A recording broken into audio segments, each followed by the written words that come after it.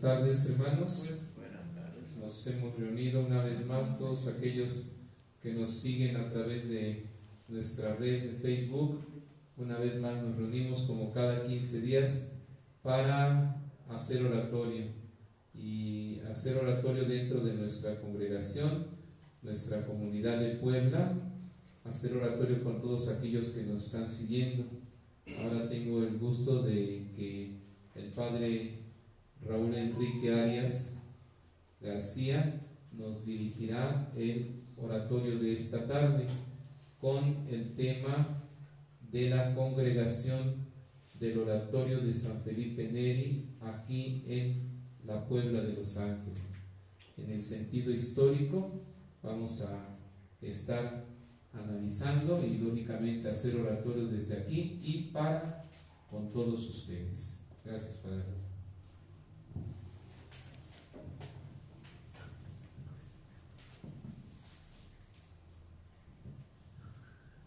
Muy buenas tardes.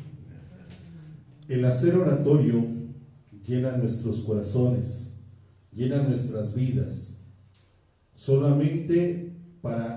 no solamente para acrecentar nuestro acervo cultural, espiritual, sino para enriquecer nuestra vida como hermanos. Los invito a que hagamos oratorio en el nombre del Padre, del Hijo y del Espíritu Santo. Invoquemos al Espíritu Santo. En su interior decimos: respira en mí, oh Espíritu Santo, para que mis pensamientos puedan ser todos santos. Actúa en mí, oh Espíritu Santo, para que mi trabajo también pueda ser santo. Atrae mi corazón, oh Espíritu Santo, para que solo ame lo que es santo. Fortaléceme, oh Espíritu Santo, para que defienda todo lo que es santo. Guárdame pues, oh Espíritu Santo, para que yo siempre pueda ser santo. Amén. Hagamos ahora una lectura bíblica de los Hechos de los Apóstoles. Acudían asiduamente a la enseñanza de los apóstoles, a la convivencia, a la fracción del pan y a las oraciones, porque la gente sentía un santo temor, ya que los prodigios y señales milagrosas se multiplicaban por medio de los apóstoles. Todos los que habían creído vivían unidos, compartían todo cuanto tenían, vendían sus bienes y propiedades y repartían después el dinero entre todos, según las necesidades de cada uno. Todos los días se reunían en el templo con entusiasmo, partían el pan en sus casas y compartían sus comidas con alegría y con gran sencillez de corazón.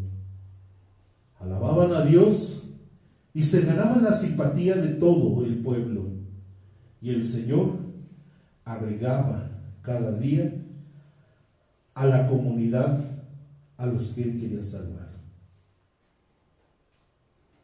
Palabra de Dios. Alabamos, Señor.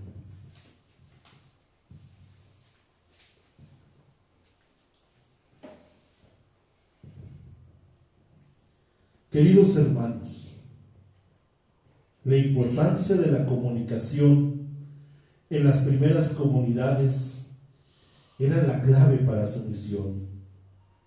Las características en los apóstoles y en los primeros discípulos de Jesús se mantenían siendo similares. La palabra, la herramienta por excelencia, su mensaje. En Pentecostés es uno de los momentos de los cuales los discípulos rompen el silencio y comienzan a comunicar el mensaje de Jesús. Se llenaron todos del Espíritu Santo y se pusieron a hablar en diversas lenguas, según el Espíritu les concedía expresarse. No había miedo, no había barreras culturales, no había prejuicios. El mensaje tenía que ser comunicado a los hombres.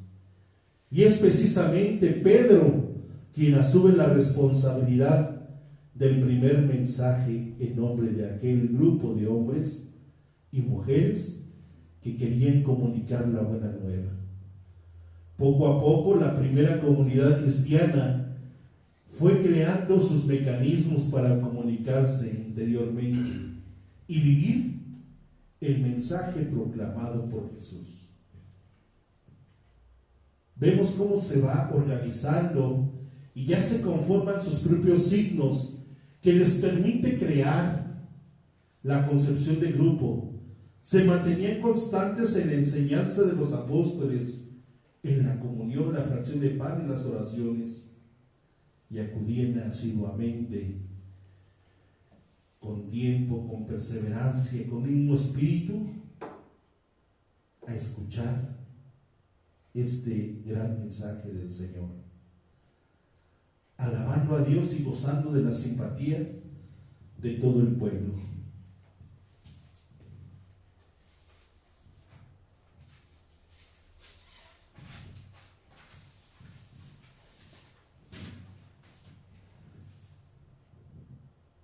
Queridos hermanos, como sabemos, en 1548, San Felipe Neri funda en Roma la cofradía de la Santísima Trinidad, popularmente conocida como la Cofradía de los Pobres, creada para compartir a los indígenas, los peregrinos y los presos. Por aquel entonces, en torno a la iglesia de San Girolamo, donde surgieron los primeros coloquios y visitas a las basílicas de Roma. Con el tiempo, la afluencia a estas reuniones piadosas fue tan amplia que en 1575, con la sanción del Papa Gregorio XIII, funda el oratorio. Pues bien, queridos hermanos, dentro de nuestra congregación en Puebla, pues también hubo signos, hubo momentos específicos, especiales, que hicieron que nuestra Puebla de Los Ángeles tuviera un oratorio, una congregación formada por sacerdotes comprometidos, por sacerdotes llenos de fe, de esperanza, llenos de amor. Por eso hoy, con la gracia de Dios, nos acompaña en esta presentación de la Congregación del Oratorio de Puebla Jesús Joel Peña Espinosa, que él es un profesor, investigador nacional de antropología e historia, doctor en ciencias sociales por el Colegio de Michoacán, maestro en historia del catolicismo por la Universidad Pontificia en México y licenciado en historia por la Universidad Autónoma de Puebla. No queda más que otorgarle a él este micrófono, del cual nos presentará en esta tarde y está con nosotros para brindarnos su conocimiento que largo tiempo ha estado investigando. Lo recibimos con un fuerte aplauso.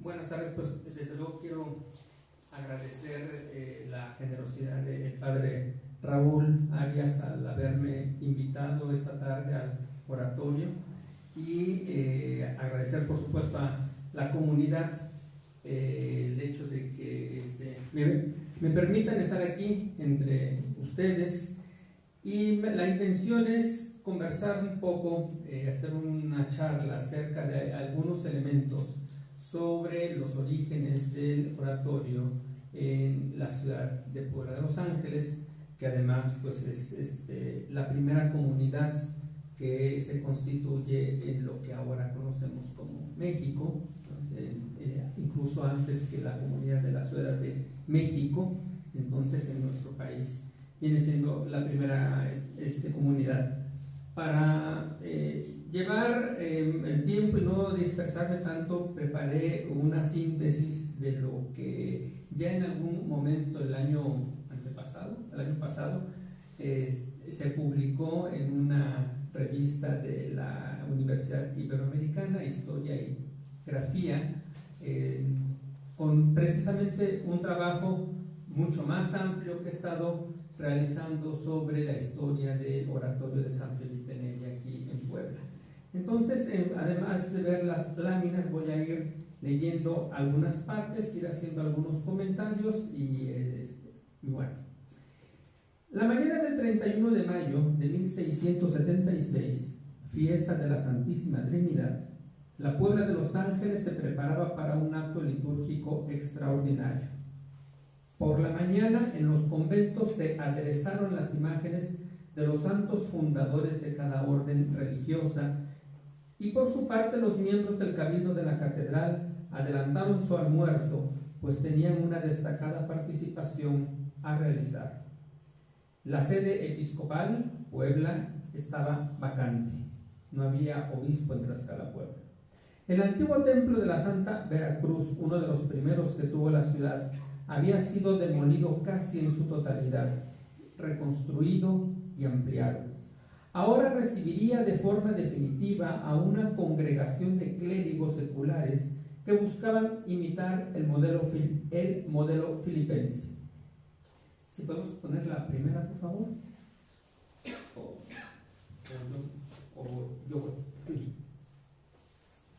Gracias.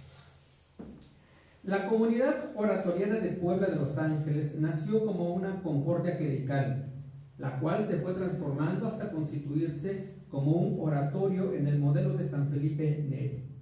En medio de una etapa de fuertes tensiones y divisiones del clero diocesano, y dentro del marco de los conflictos acaecidos durante el gobierno pastoral de Juan de Palafox, nació la idea de constituir una hermandad de clérigos que tiempo después vería en el estilo oratoriano la posibilidad de identidad.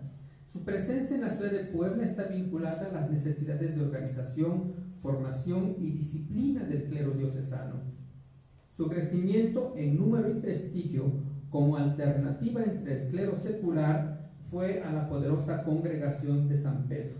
Y es que el clero secular, en el caso de la diócesis de Tlaxcala, Puebla, como también sucedió en el caso de la arquidiócesis de México, desde el siglo XVI se organizó en la llamada congregación de San Pedro. Digamos, era una especie de cofradía de clérigos seculares, y al mismo tiempo aglutinaba la posibilidad de acción del clero secular como un conjunto frente a las formas de organización que de suyo tenía las órdenes regulares. Entonces, desde el siglo XVI, el clero secular, tanto en México como en Puebla, se había organizado de esta forma, de tal manera que cuando empieza a surgir a mediados del siglo XVII la Concordia, existe en Puebla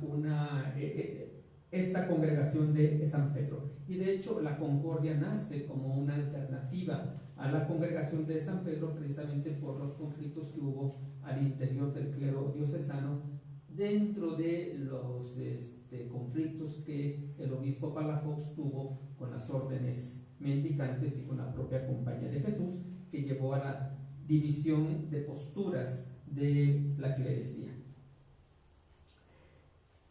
Asentada en la ciudad episcopal, Con el impulso de los prelados Diego Osorio de Escobar y Llamas y de Manuel Fernández de Santa Cruz, la iniciativa permitió a los obispos procurar equilibrios en su clero diocesano y contar con un brazo de apoyo en la promoción de la disciplina eclesiástica, de manera que los oratorianos consolidaron su presencia eclesial y social, sobre todo en el siglo XVIII, y ya a partir de la segunda mitad del siglo XVIII fueron los preferidos por la reforma del obispo Fabián y Fuero en reemplazo de los jesuitas, especialmente para apuntalar la formación espiritual del clero. Pero vayamos a los orígenes.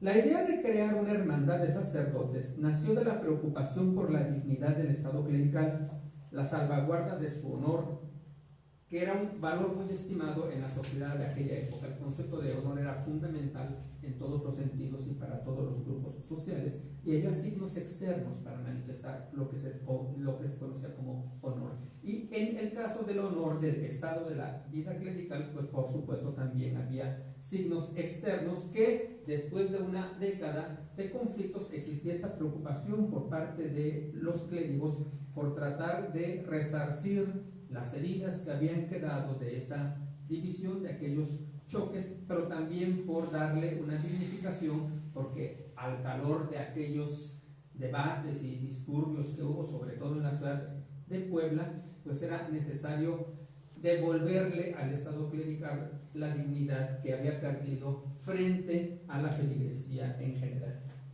Esta preocupación era fruto de la reforma palafoxiana emprendida una década atrás. El 26 de abril de 1651, el gobierno de la Mitra liberó la posibilidad de que a los entierros de los clérigos pobres pudieran asistir con sobrepelliz sus colegas. Quizá el asunto parezca irrelevante, pero al considerarse las disposiciones que había desde un siglo atrás, se tornaron para el obispado importantes este tipo de sutilezas.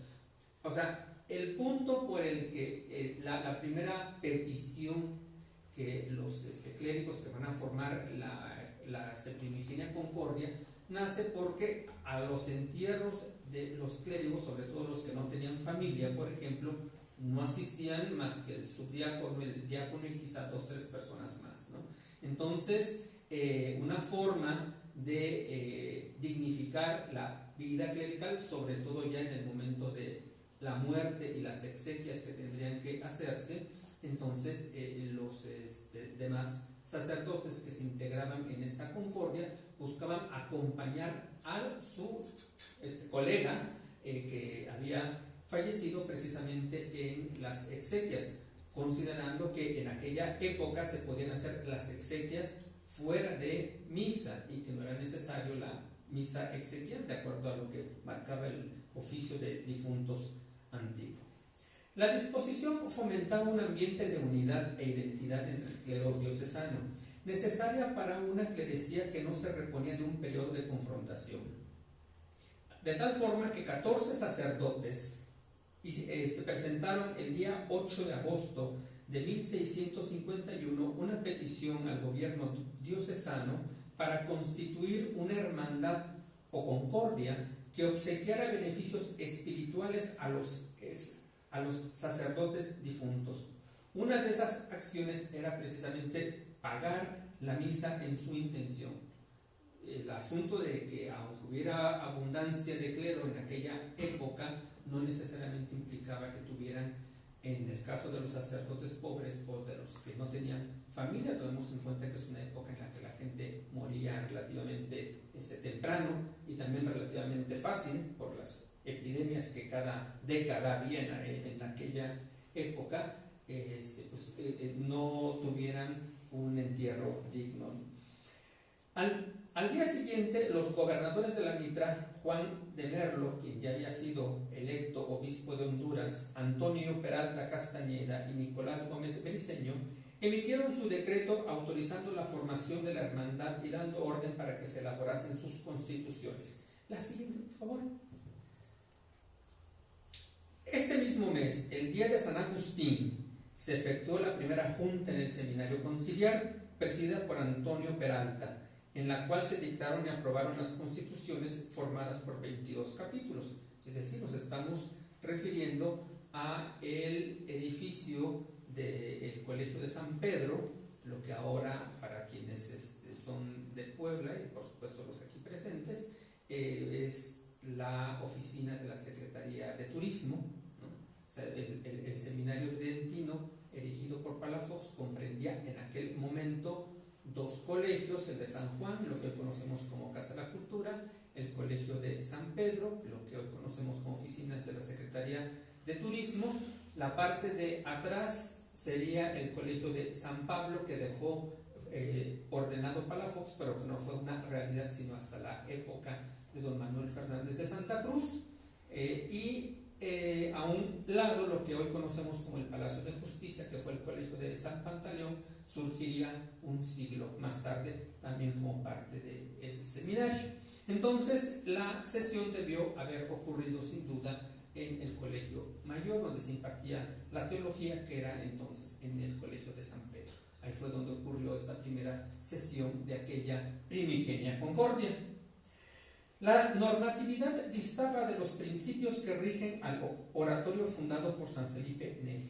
Su interés central era la asistencia mutua entre los sacerdotes pobres al momento y después del tránsito, tanto en lo que hace a su bienestar corporal como espiritual.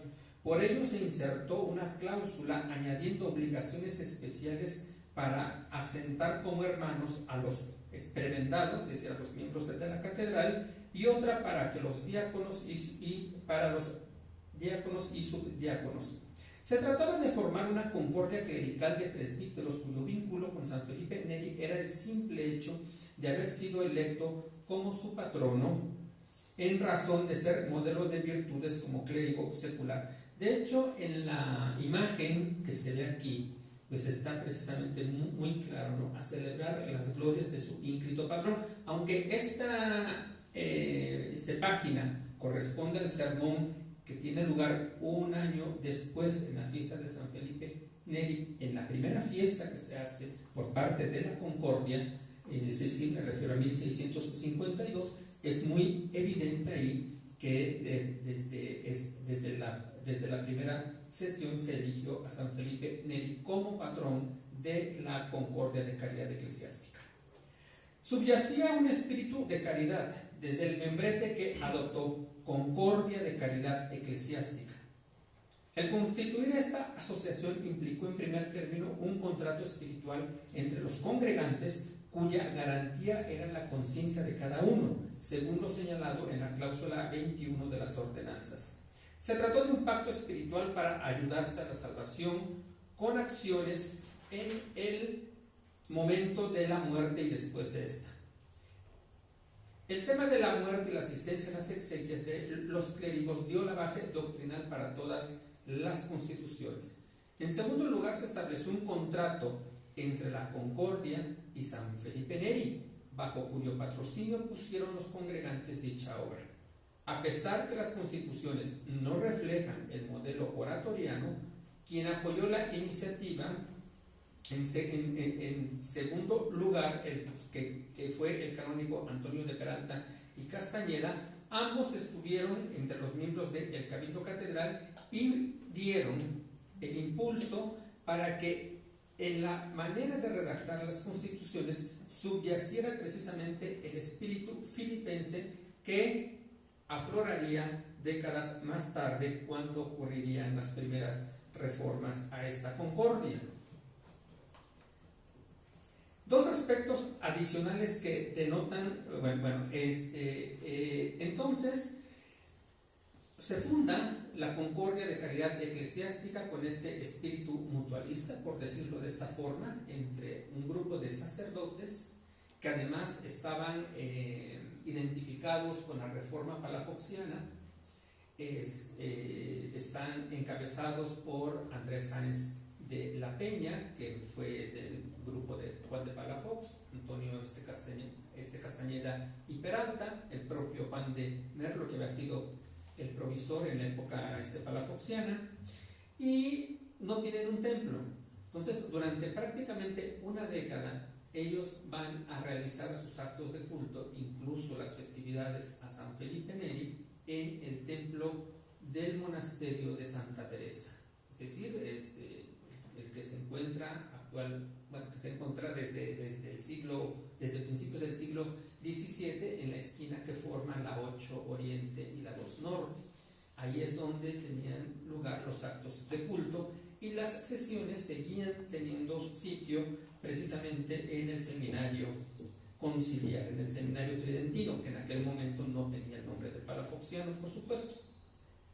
Que sus sesiones se realizaban, ya te acabo de decir que se realizaban en el seminario. Ambas circunstancias prevalecieron durante el periodo comprendido entre 1652 y 1660. La primera junta electiva la tuvieron en 1652 en el Colegio de San Juan, es decir, en el edificio que hoy es la Casa de Cultura. Ahí eligieron al primer prepósito, al presbítero Sáenz de la Peña, además de 12 consultores, en una sesión que reunió ya para entonces a 45 clérigos. De los 14 que presentaron la solicitud en 1651 para conformar la Concordia, para enero del siguiente año pues ya se sumaban 45. Una de las primeras decisiones fue empezar a reunir fondos para la construcción de un templo dedicado a San Felipe Neri. Precisamente con la intención de que el templo no demorara, pues fue que se adoptó dentro de las constituciones el hecho de que se adscribieran hermanos laicos con la condición de que aportaran un capital de 300 pesos de oro común como un fondo que iba a contribuir precisamente para la construcción del templo. Sin embargo, parece ser que, y además a todos los sacerdotes que se integraran a la Concordia de Caridad Eclesiástica se le estableció un estipendio de 150 pesos. La idea era que pues con el capital se construyera prontamente un templo, lo cual pues demoró porque les acabo de comentar, tardaron 8 años realizando actos de culto en Santa Teresa, y ya a partir de 1660 entonces el obispo Diego Osorio de Escobar les va a facilitar el templo de la Santa Veracruz, que en aquel tiempo existía todavía. Es decir, después se construirá el templo de San Felipe sobre prácticamente los cimientos del demolido templo de la Santa Veracruz. Digamos que eso es, por decirlo de manera básica, el surgimiento de la Concordia de Caridad Eclesiástica. Dentro de la Concordia, que por eso es que conocemos, hasta se quedó en el imaginario colectivo, en el argot popular, la denominación de la Concordia al templo, al lugar, a la comunidad, ¿no? Yo creo que el común de los poblanos, generalmente siempre decimos la iglesia de la Concordia, ahí donde está la Concordia, los padres de la Concordia. Escucho que la gente pocas veces se refiere a los padres del oratorio, claro, salvo quienes están vinculados al oratorio que tienen claridad en esto, pero el resto de la gente como que sí se quedó desde 1650 esta denominación, ¿no? Bueno, dentro de la Concordia de Caridad Eclesiástica va a surgir precisamente esta semilla del oratorio. Fue un pequeño grupo, la siguiente por favor. Aquí están los datos generales, ¿no? De las fechas de esto que ya comenté, y la primera página de una relación que casi termino de transcribir, que es precisamente una crónica de aquí de la Concordia de Puebla, que me ha servido, digamos, como base para esta historia, además de una serie de otros documentos, de otros archivos, pero esta crónica se concluyó en 1805, la estaba escribiendo el padre Cayetano Medina, muchas gracias padre, cuando pues la muerte le sorprendió y ya no la concluyó, es decir, no le pone punto final a la crónica, se ve, es evidente que la estaba escribiendo cuando de pronto dejó de escribirla, ¿no? Bien, fue un pequeño grupo encabezado por el canónigo Juan García Palacios, sexto prepósito de la Concordia, el que presentó la solicitud para que se adoptara el modelo del oratorio romano ajustándose a sus constituciones. Entonces contrasta esta decisión en un momento en que la congregación había alcanzado un alto número de miembros y un gran prestigio. Precisamente la junta electiva que votó a García Palacios en junio de 1668, además de estar presidida por el obispo en persona, los votos que le dieron a García Palacios fueron 135. Tomando en cuenta que la votación casi se divide, estamos hablando que cerca de 260 sacerdotes acudieron a las votaciones, y por lo tanto vemos que de 14 a 45, pues para 1668 ya el número de sacerdotes adscritos a la Concordia de Caridad Eclesiástica es enorme. Es una congregación que además permitía la adscripción del clero que lo deseara de todo el obispado, no únicamente el de la ciudad episcopal, no solamente el de la ciudad de Puebla. Sin embargo, las discusiones que se dieron al interior de esa votación le dieron la percepción al obispo Osorio de que era necesario empezar a dar una reforma, un viraje a los principios espirituales que daban pie a esta organización, que de tan numerosa, pues obviamente se empezaba a cundir el desorden. Con la venia del obispo Osorio se redactaron y fueron presentados, el sexto prepósito que acabo de mencionar, García Palacios, propuso la reforma de las ordenanzas para ajustarlas lo más posible al oratorio. Entonces, ya con la venia del obispo Osorio y Escobar, se redactaron y fueron presentadas nuevas constituciones en noviembre de 1668. 2 meses después, mediante un edicto suscrito el 28 de enero de 1669, el obispo de Tlaxcala las aprobó, las confirmó, señalando que estaban hechas conforme a las del oratorio de Roma. Es en este momento cuando Juan García Palacios escribe al oratorio de Roma, envía copia de las constituciones, hace una relación de la fundación de la Concordia, por supuesto, de las reformas que se han hecho, del espíritu que está subyaciendo en esta congregación, con la intención de que se autoricen las constituciones en Roma y que se le reconozca como agregada al oratorio romano. Bien. Entonces, vamos a tener la siguiente, por favor. Bueno, aquí está precisamente estos otros datos y la portada del primer sermón que precisamente el padre García Palacios, Peralta y Castañeda pronuncia en el templo de Santa Teresa en la primera fiesta de San Felipe Neri.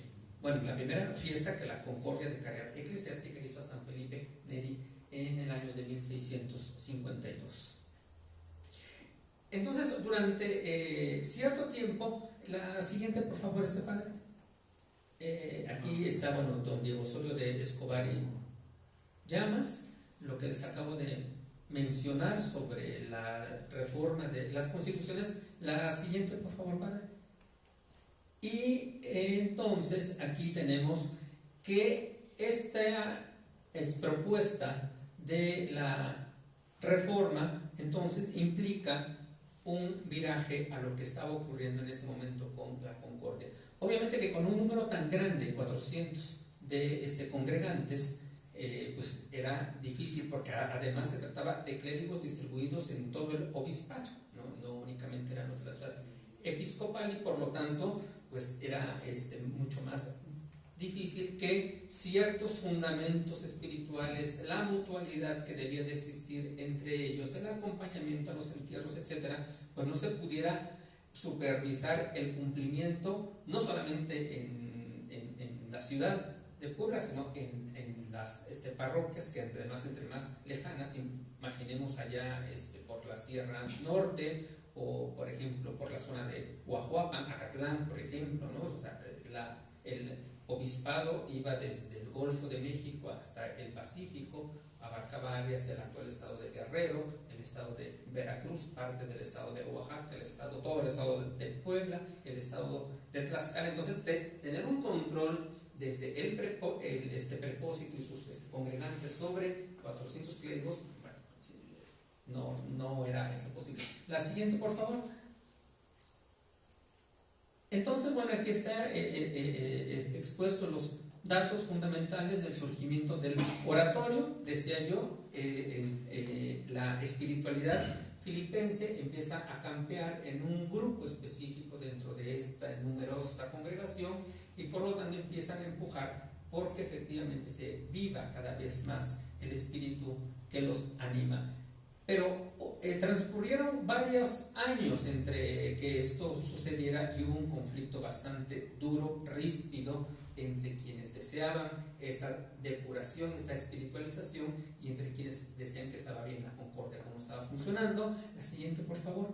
Y por ejemplo, aquí tenemos el proceso que lleva. O sea, si tomamos en cuenta que en 1651, el día de San Agustín, el 28 de agosto, tiene lugar la primera reunión, que no electiva, porque esa fue en el 52, pero es cuando se redactan las ordenanzas, se aprueban por parte de la mitra. Pues a partir de este año, 9 años para tener un sitio de culto, cuando el obispo les dio la Santa Veracruz. 17 años para que surgiera la idea de un oratorio. 20 años para la bula de erección, 40 años para que se ejecutara la bula, y 90 años entre que coexistieron de manera simultánea la concordia de caridad eclesiástica y el oratorio. Entonces, mientras la concordia siguió su camino, de este grupo que buscó la formación de un oratorio recibe el apoyo del obispo Osorio. Decía yo, ya se aprobaron las constituciones. Después recibirán el apoyo del obispo Manuel Fernández de Santa Cruz. Bueno, tan fue importante el apoyo del obispo Osorio de Escobar y Llamas, que precisamente él es quien coloca la primera piedra. Se ordena la demolición absoluta del templo de la Santa Veracruz, y entonces se empieza a construir el templo dedicado a San Felipe Neri. Está la fecha, creo que estaba en la lámina anterior, de la colocación de la primera piedra del templo. Y simultáneamente están existiendo dos organizaciones en un solo membrete, de concordia de caridad eclesiástica, con una misma normativa, pero con dos planteamientos espirituales diferentes completamente. Uno simplemente con la mutualidad, y otro ya totalmente descansando en la base del espíritu filipense. Mientras pues se va construyendo el templo, y se dan conflictos ya cuando el templo se dedica, cuando se empieza a construir el oratorio, cuando se empieza a construir el claustro. Es decir, cuando ya hay no solamente una estructura material, sino además una serie de capitales que han llegado, que se han legado en favor de la concordia, y pues los obispos, tanto Osorio como Santa Cruz en su momento, van a ir decantándose por el apoyo hacia el planteamiento filipense. Entonces se da un conflicto muy fuerte, porque los miembros de la concordia, en alusión por supuesto al derecho eclesiástico de la época, decían: es que el templo nos corresponde a nosotros, la decisión de qué se hace nos corresponde a los de la concordia. ¿Qué se dispone? ¿Cómo se dispone? ¿Cómo nos organizamos? ¿Quién va a dar las misas? Etcétera, etcétera. Nos corresponde a los de la concordia. Estos señores que quieren hacer su oratorio, pues que vayan a hacer su oratorio a ver por dónde. O sea, por decirlo de manera muy coloquial. Pero el oratorio no solamente estaba aglutinado de forma muy compacta, sino que además, al compartir una identidad espiritual y ser un número reducido, les permitía actuar de mejor forma, organizadamente, pero con el apoyo de los obispos, que estaban poco a poco impulsando esto, porque veían la posibilidad de una mejora espiritual en su clero, y pues dejando que los clérigos que querían simplemente mantener la concordia pues siguieran su camino.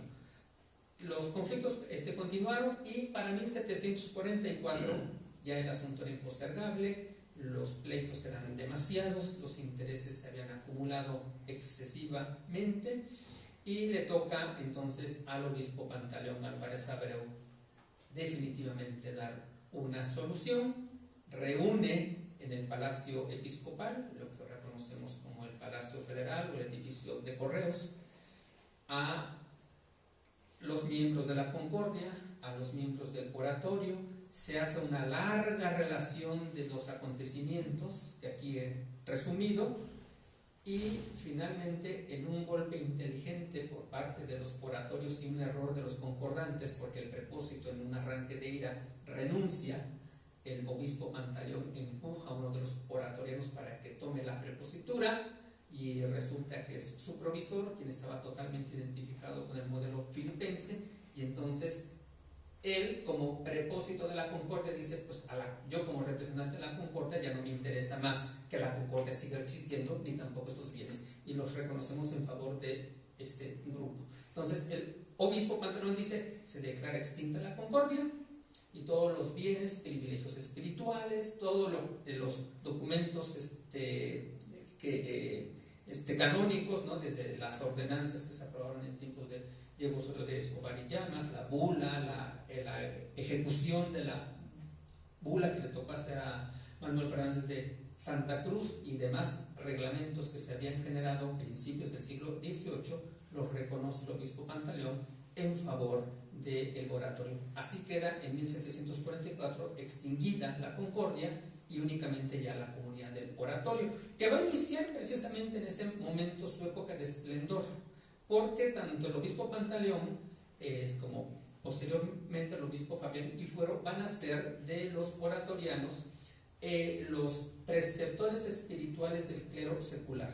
La Compañía de Jesús poco a poco va a empezar a ser desplazada en esto, y cuando viene el extrañamiento de los jesuitas en 1767, pues con mucha mayor liberalidad el obispo Fabián y Fuero va a hacer que la formación espiritual, los retiros espirituales y parte de la formación incluso académica de sus sacerdotes se haga en el oratorio. Por eso también el oratorio va a encontrar su momento de esplendor.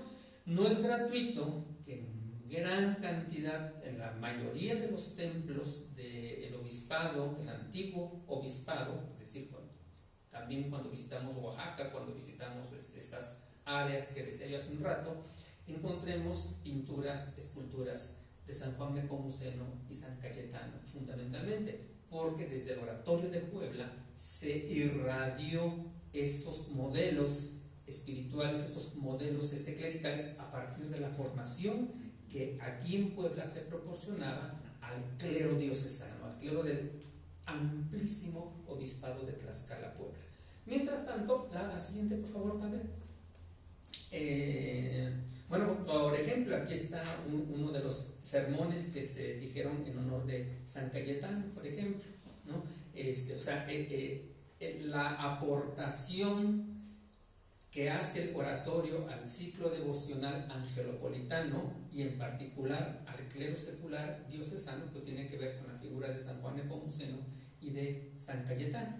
De ahí que en el cabildo, en el salón de cabildos de la Catedral de Puebla, pues hay una hermosa escultura de San Juan Nepomuceno. Si bien es cierto, es el modelo de sacerdote, de clérigo para la catolicidad, no, hay que reconocerlo que estas dos figuras no tienen el impulso en las órdenes mendicantes o en otras órdenes que sí alcanzan con los oratorianos. Y también va a ser a partir del oratorio que paulatinamente el culto guadalupano se va introduciendo en Puebla. Primero fueron los jesuitas, y de hecho ellos son los que empujan, incluso todavía les toca en 1754 el apoyo hacia que se reconozca la fiesta de la Virgen de Guadalupe y que se empiece a expandir el culto guadalupano. Cuando se extraña a la Compañía de Jesús, cuando se les expulsa a los jesuitas,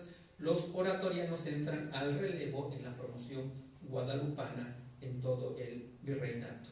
La siguiente, por favor, padre. Y bueno, aquí algunos datos generales de la Casa de Ejercicios, ¿no? En 1670 se puso la primera piedra para, bueno, eso es de la iglesia. En cuanto a la casa de ejercicios, en 1692 había una pequeña casa exclusivamente para sacerdotes, y un siglo después, en 1793, se da la iniciativa de que hubiera una casa de ejercicios, pero para los laicos también, que rápidamente encontró acogida. Y miren, para 1808 se daban 20 tandas de ejercicios espirituales al año en la casa de ejercicios para hombres y para mujeres. Es decir, había realmente un impulso, una aceptación por parte de la feligresía al modelo filipense. Y ya para cerrar, creo que la última es la que sigue. Sí, ya que estamos en las vísperas de la celebración de la consumación de la independencia, hay que reconocer que los padres oratorianos, no solamente de Puebla, del Virreinato de México, de Michoacán, por ejemplo, forman parte de este conjunto de hombres ilustrados de la Ilustración católica que abonan a los discursos filosóficos, teológicos y políticos que se van a dar durante la crisis de la monarquía española. De hecho, desde finales del siglo XVIII, pero sobre todo a partir de 1808, cuando se produce la invasión francesa a España, hace crisis la monarquía española, y en todos los reinos hispanoamericanos el planteamiento es: ¿qué hacemos sin rey? Y lo peor de todo, ¿qué hacemos sin papa también? Porque recordemos que Napoleón se llevó preso a Fernando VII a Bayona y a Pío VII a Fontainebleau.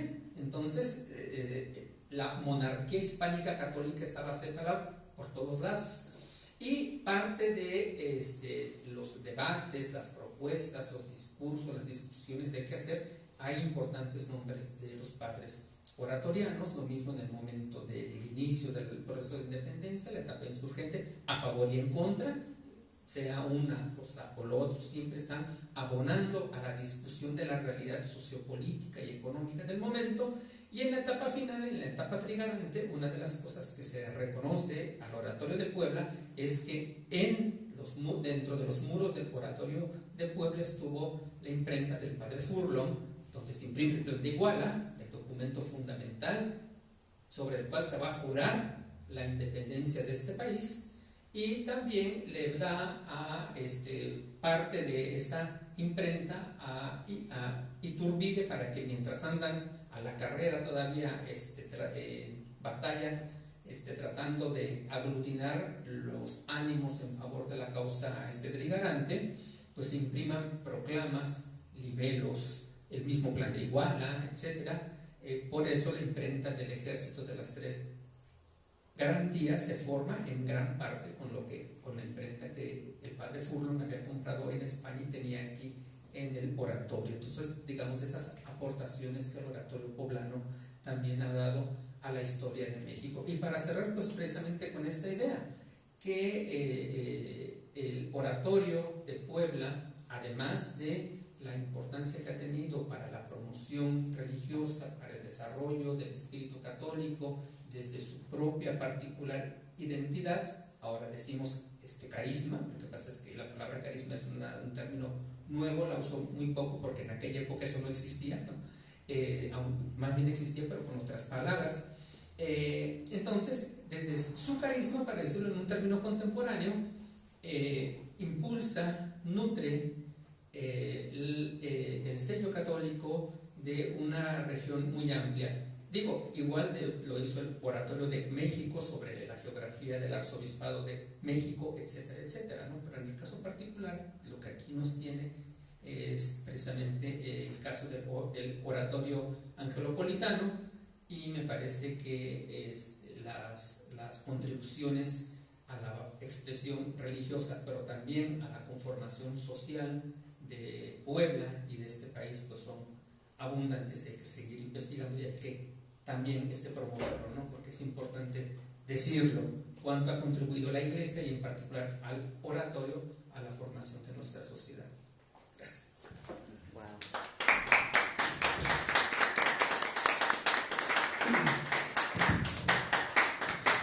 Una de las cosas fundamentales que me llama mucho la atención dentro de este esquema del oratorio, y sobre todo cómo se ha ido surgiendo sobre todo nuestra espiritualidad, nuestra formación como oratorianos, es cómo se va formando y manejando este oratorio. Aquí en Puebla le llamaban de la Nueva España, ¿verdad? Entonces, de esta manera, y ver cómo luego surge en la Ciudad de México, años después, el oratorio San Miguel Allende, cómo surge esta boga de idea de San Felipe Neri, porque recordemos que su canonización, pues no había pasado mucho tiempo. Entonces, del tiempo de la canonización al tiempo de la fundación, cerca de 30 años más o menos, pues era un oratorio que tenía bases, tenía fundamentos, pero sobre todo tenía un carisma propio, y que bajo el patrocinio de Felipe Neri, pues fuimos creciendo y vamos creciendo, ¿no? Porque como dices, es una de las cosas que surgen en ese tiempo y hasta la fecha sigue siendo. San Felipe Neri, pues yo pienso que en tus estudios dicen que antiguamente se hacían procesiones que salían de aquí de la Virgen del Carmen y que se iban a la catedral y que tenían una gran fiesta. Entonces todo eso nos va llevando a que los oratorianos en Puebla, pues sí, han forjado y formado grandes historias, grandes acontecimientos que ha llevado, por ejemplo, si vemos en la historia de México, ahorita decías lo que es la independencia, ¿no? Como el padre Matías Monteagudo en la Ciudad de México, en los tratados de la profesa, aquí en Puebla el padre Joaquín Furlón. Entonces todo eso cómo se va formando y cómo va llenando nuestra vida como oratorianos, y el gran compromiso que tenemos como oratorianos a seguir adelante.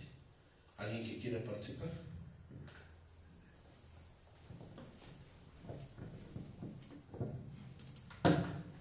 Nada más apuntando que te digo, el oratorio ha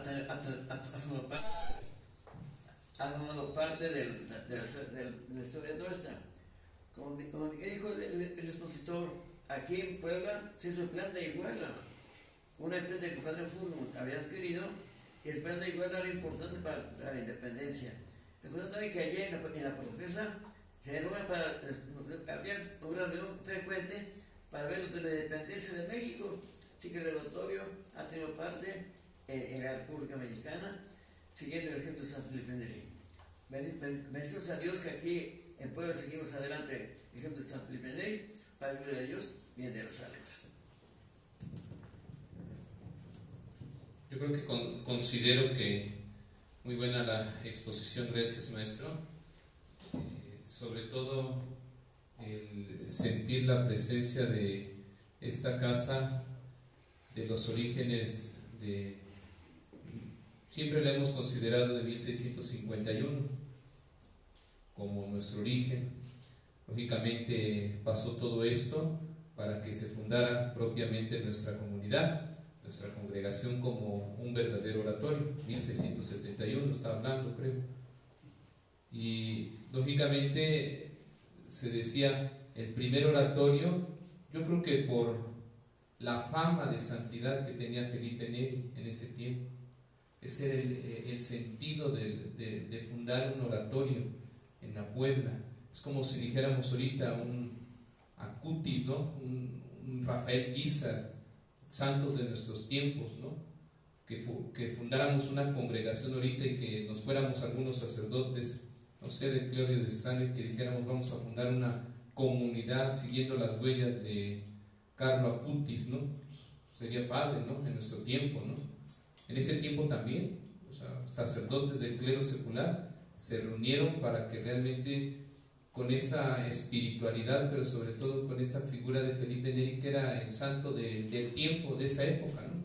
No sé, Ignacio de Loyola también ya estaba, Francisco Javier, San Francisco Javier, Santa Teresa de Ávila, San Isidro Labrador, santos de ese tiempo que apenas habían sido canonizados.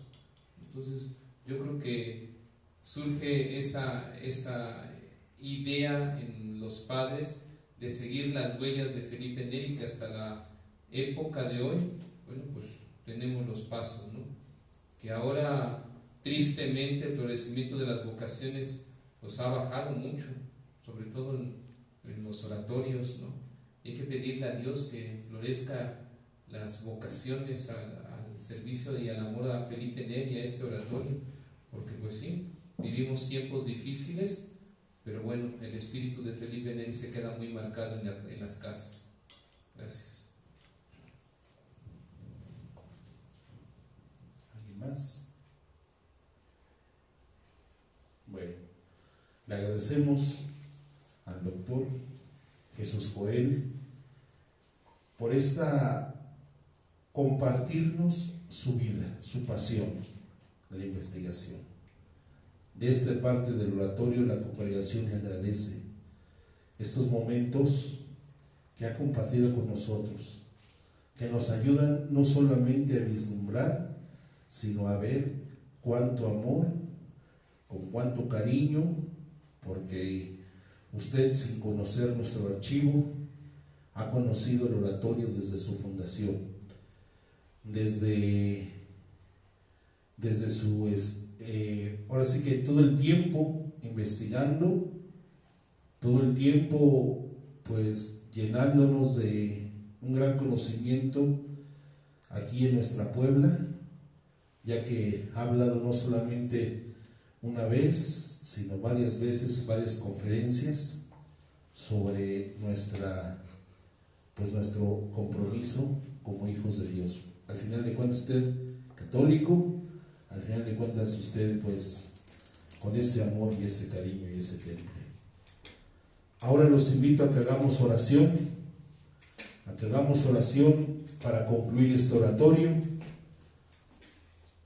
y decimos todos: Felipe, mi amado y santo patrono, me pongo en tus manos y por amor a Jesús, a causa de este amor que te eligió y te hizo santo, te imploro, para que ruegues por mí, para que así como Él te ha llevado al cielo, me lleve también al cielo en el momento debido.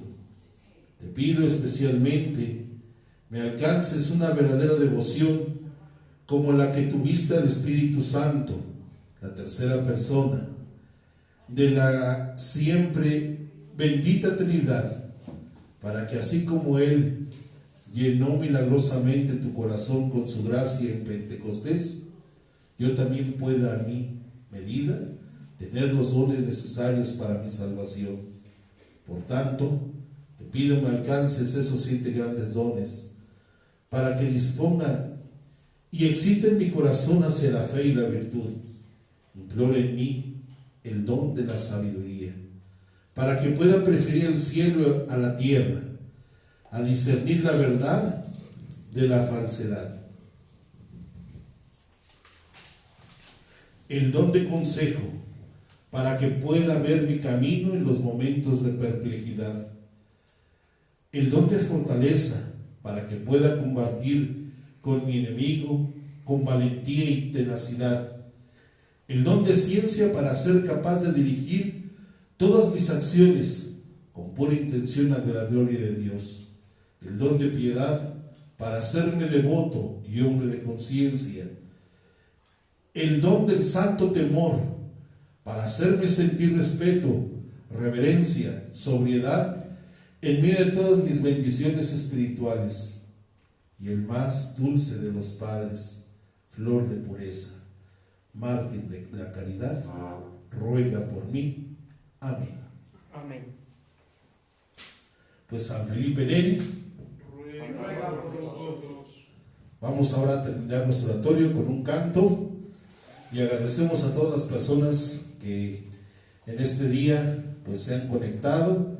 Les enviamos saludos a Esteban Bulnes de Aguascalientes, que nos sigue en nuestros oratorios, a Jackie Ávila, y a todos aquellos que aquí nos siguen, a Cherry May, que nos siguen seguidamente en este oratorio, y queremos enviarles saludos porque siempre nos acompañan en todos nuestros oratorios. Muchas gracias. A Pati Lara, que manda saludos a los oratorios de la Concordia de Puebla, Laura Ramos, Ana Bermúdez, Jessica Amanda, al padre Ricardo, que por ahí estuvo viéndonos, a todos aquellos que escribieron a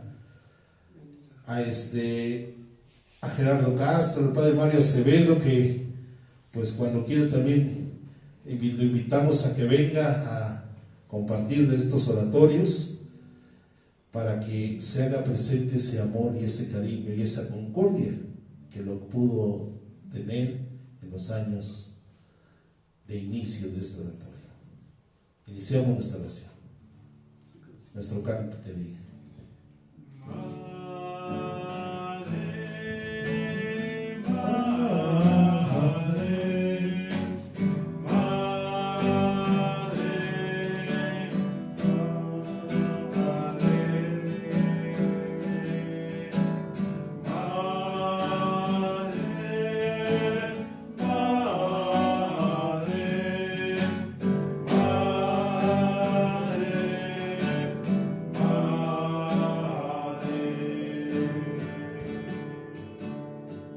San Felipe Neri, ruega por nosotros. Buenas tardes a todos.